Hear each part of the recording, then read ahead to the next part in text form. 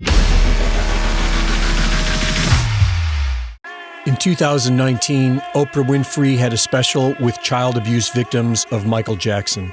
She went on to explain that when done right, child abuse feels good. So this is what so many people don't understand. A big part of the confusion and shame for child victims is that the attention and the seduction from the predator, who is probably going to be somebody you know.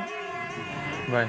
In order for it to work, it has to be somebody you know, somebody you admire, somebody you respect, or maybe even love.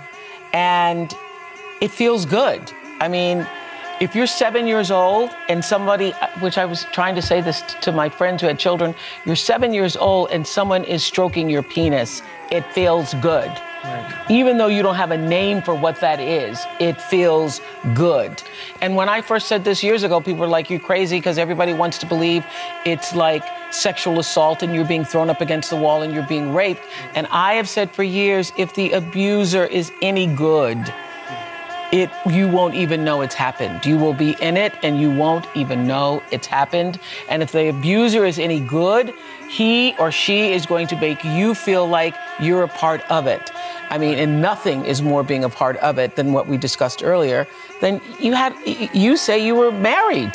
You had marriage vows and you have rings. Right. Oprah legitimized the notorious sex criminal Joe Teixeira, a.k.a. John of God, as a miraculous faith healer, one who could cure cancer, giving him international recognition. Joe Teixeira is now serving 19 years in prison for the rape of 4 women.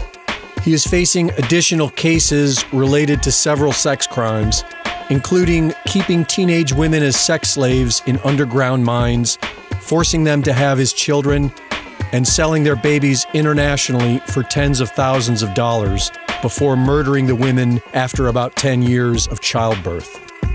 Oprah runs her own Leadership Academy for Girls in Africa, a $40 million school for disadvantaged girls, where in 2007, several children were sexually abused and parents were only allowed to see their children once a month. And I have said for years, if the abuser is any good, you won't even know it's happened. Oprah was very close with disgraced Hollywood mogul, rapist, and abuser Harvey Weinstein.